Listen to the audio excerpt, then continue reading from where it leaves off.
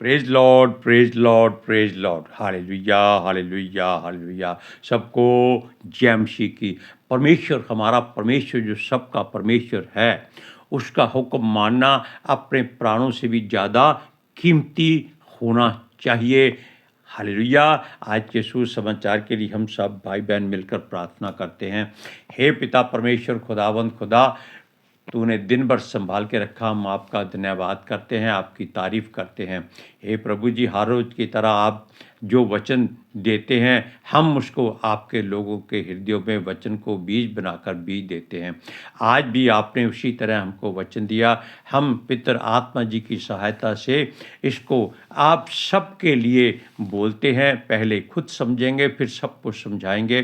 पितर आत्मा जी, आपका धन्यवाद करते हैं, आप हमारी सहायता करते हैं। हम विनती करते हैं, आप इन वचनों को हमारा मुंह बनकर बोलिए, ताकि ये वचन लोगों के हृदयों में पहुँचे, लोग सुने, आशीष पाएँ और सच्चाई को जाने और सच्चाई उनको आज़ाद करे। और ये वचन धरती की छोर तक पहुँचे, जो सुने मन फिराएं और यीशु मसीह के गवाह ठहरें। मेरी विनती, मेरी प्रार्थना यीशु मसीह के जलाली कदूस जीवित और पवित्र नाम में सुनो और कबूल करो। आमीन।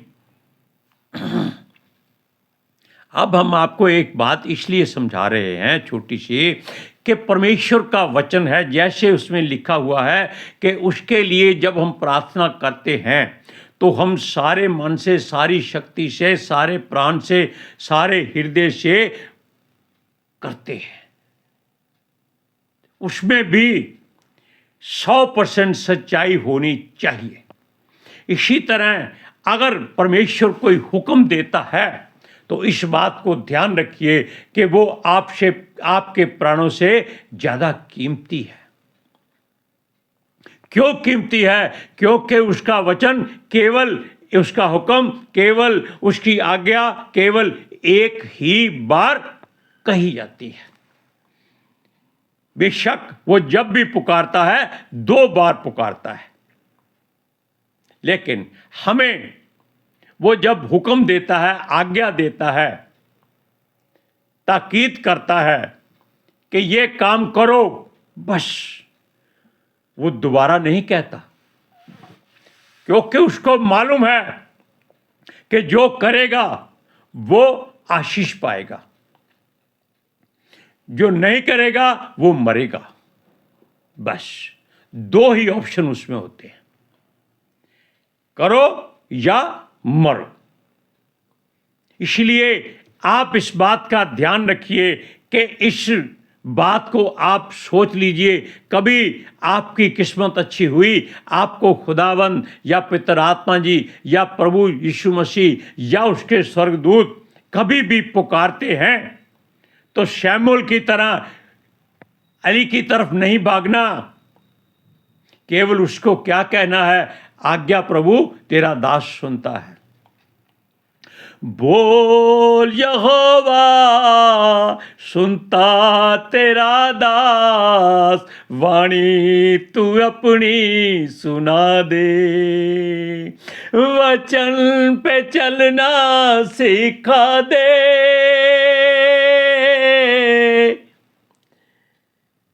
Hallelujah, praise Lord. अब इस बात को ध्यान रखिए, बहुत ही जरूरी बात आपको मैंने आज बता दी है। सुनिए, क्योंकि उसका हुक्म ना मानने से आशीषें जाती रहती है। अगर वो आपको ना मारे और दुख भोगना पड़ता है। हो सकता है हमारी पत्नी से भी कोई ऐसी ही गलती हुई हो।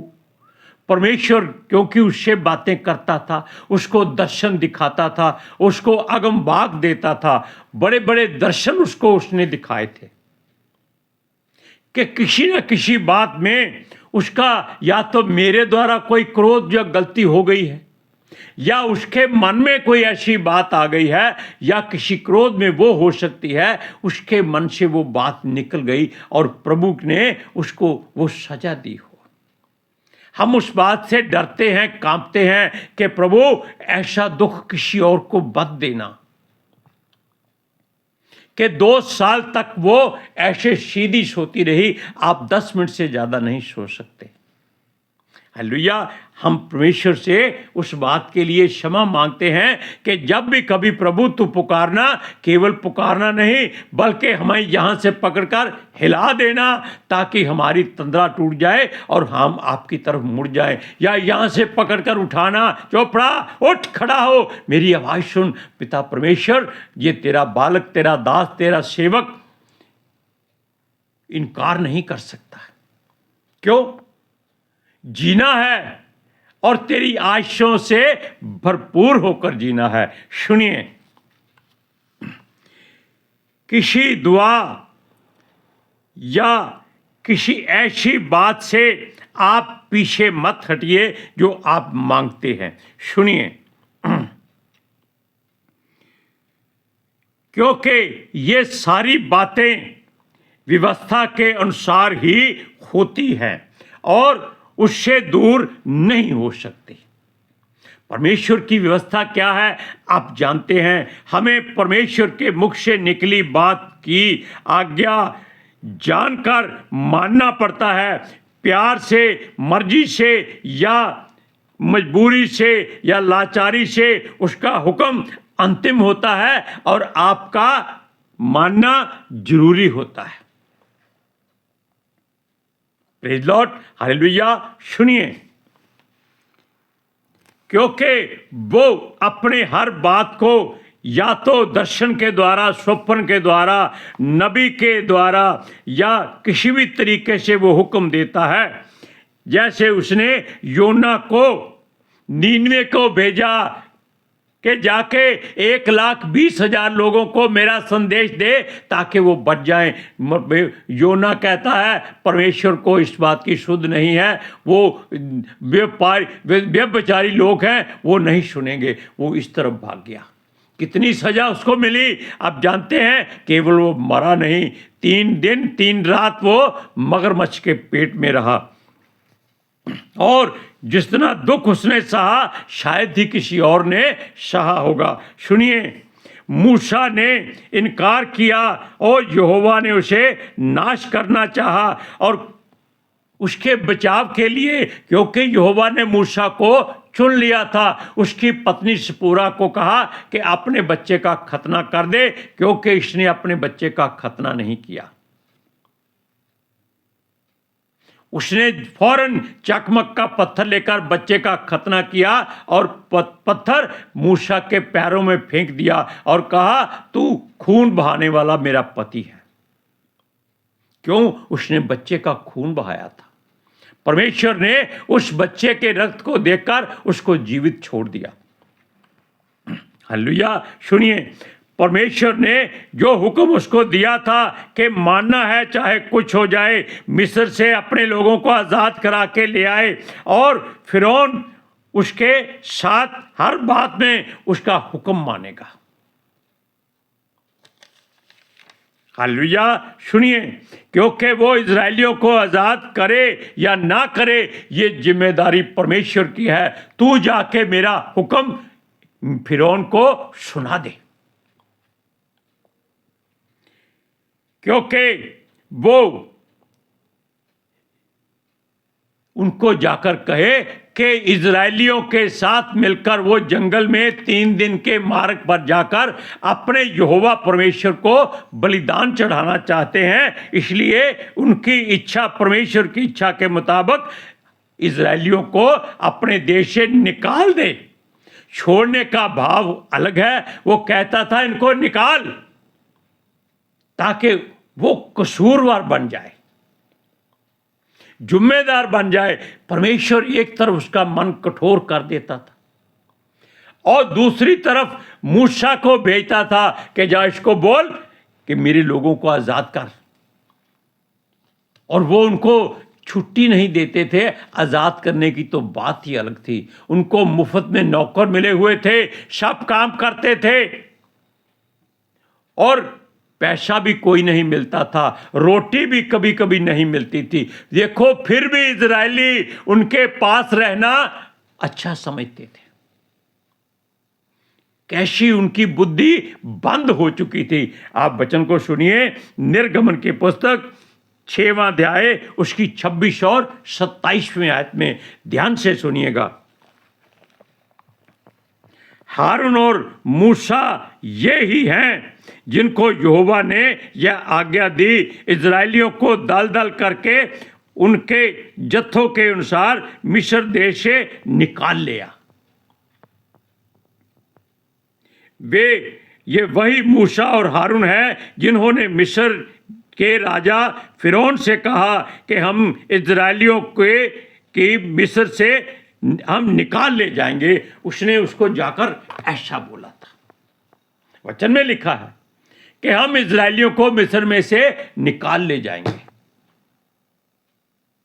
अब ये शब्द कहां तक जुड़ना चाहिए, ये बड़ा सोचने वाली बात है, क्योंकि परमेश्वर ने यहोवा के मन को कठोर कर दिया और मूसा के द्वारा उसको जलन दिला दी, क्रोध दिला दिया।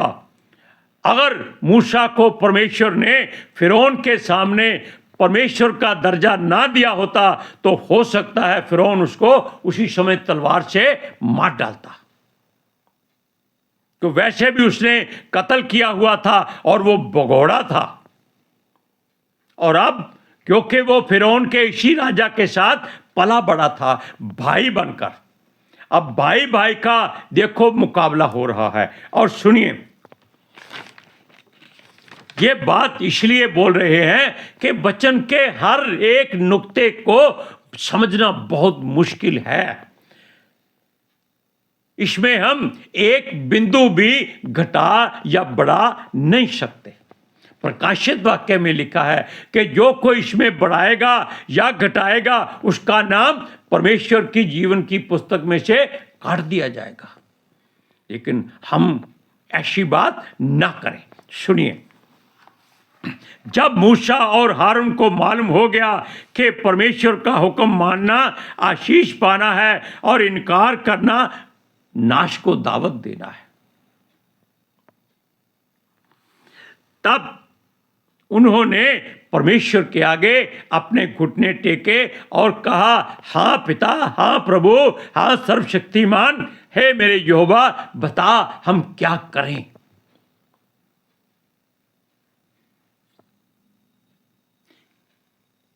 यहोवा का हुक्म मानना हमने बताया कि अपने प्राण से ज्यादा कीमती समझना। सुनिए, तब यहोवा ने उनको हुक्म दिया कि वो वही करें जो उनसे कहा जाए, ना इधर ना इधर, ना आगे ना पीछे। अगर परमेश्वर कहता है यहीं खड़े रहो, धूप है, गर्मी है, बरसात है, भूकंप है, बम बरस रहे हैं, आग लग रही है, तीर चल रहे हैं, युद्ध हो रहा है, कोई चिंता मत करें। वचन क्या लिखा है कि तेरी एक तरफ 1000, तेरी दाईं तरफ 10,000 गिरेंगे, परंतु वह तेरे पास ना आएगा। ये वचन हमेशा अपने घर से निकलने पर बोल दिया करो। कितनी अच्छी बात परमेश्वर समझाता है। सुनिए,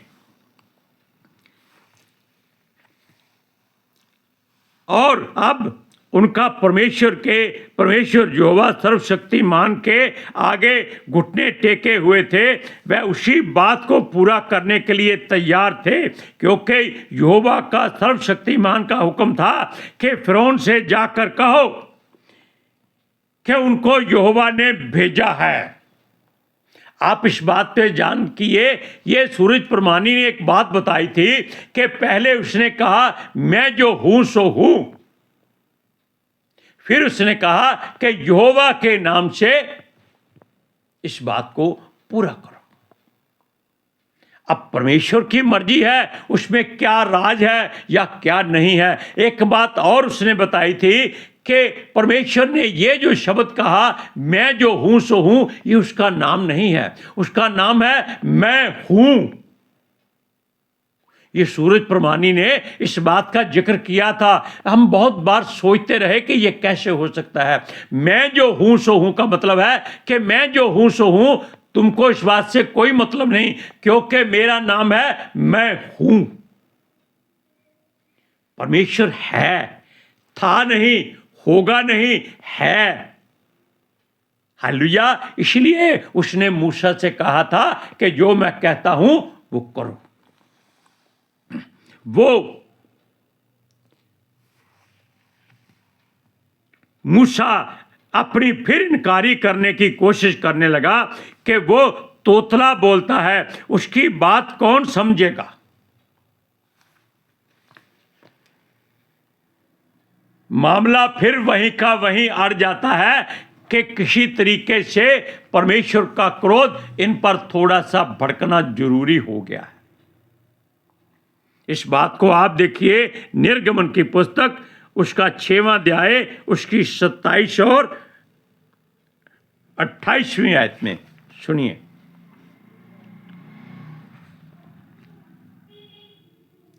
जब यहोवा ने मिस्र देश में मूसा को यह बातें कही, मैं यहोवा हूं, इसलिए जो कुछ मैं तुमसे कहूंगा वह सब मिस्र के राजा फिरौन से करना। क्या कहा उसने? मैं यहोवा हूं, था नहीं कहा। परंतु मूसा ने यहोवा को उत्तर दिया, मैं तो बोलने में भद्दा हूं और फिरौन मेरी कैसे सुनेगा। ऊंट पहाड़ के नीचे जब तक ना आए उसको मालूम नहीं होता कि उससे कोई बड़ा भी है, उससे कोई और भी ऊंचा स्थान है।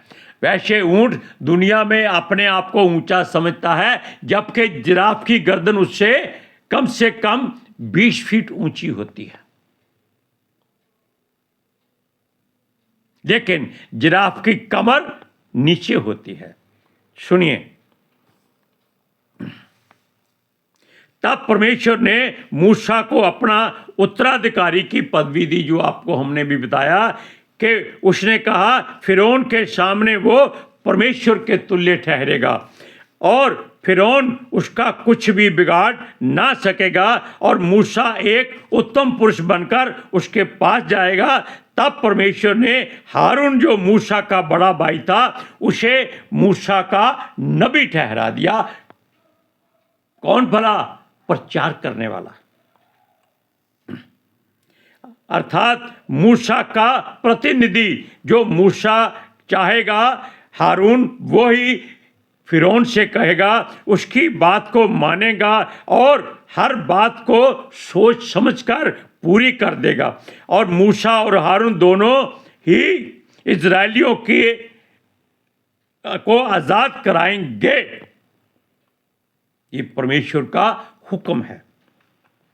परमेश्वर जानता था कि यह दोनों केवल मोहरे हैं। क्या है? मोहर लगानी होती है। जब तक साइन ना हो मोहर किसी काम की नहीं होती। क्यों? काम तो सारा यहोवा को ही करना है। सुनिए, केवल मोहरे हैं और परमेश्वर का हुक्म मानना इनके लिए जरूरी है, क्योंकि सारा काम यहोवा को खुद ही करना है। अपनी महानता उसने उजागर करनी है इन दोनों के द्वारा। हालेलुया। वचन को पढ़ते हैं, निर्गमन की पुस्तक 7वां अध्याय उसकी 1 और 2 आयत में आप सोच लीजिए। तब यहोवा ने मूसा से कहा, सुन, मैं तुझे फिरौन के लिए परमेश्वर सा ठहराता हूं।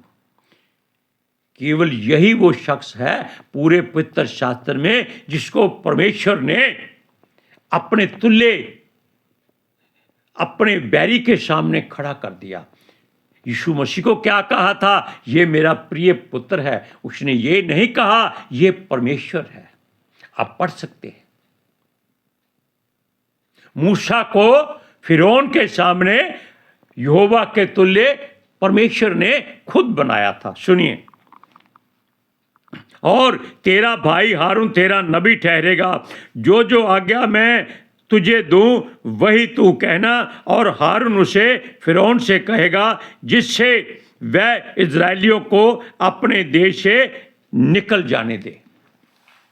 अब आप जान गए कि परमेश्वर की मर्जी इस पवित्र शास्त्र में अंतिम मर्जी है, अंतिम फैसला है, और आप उसको हर हाल में मानेंगे।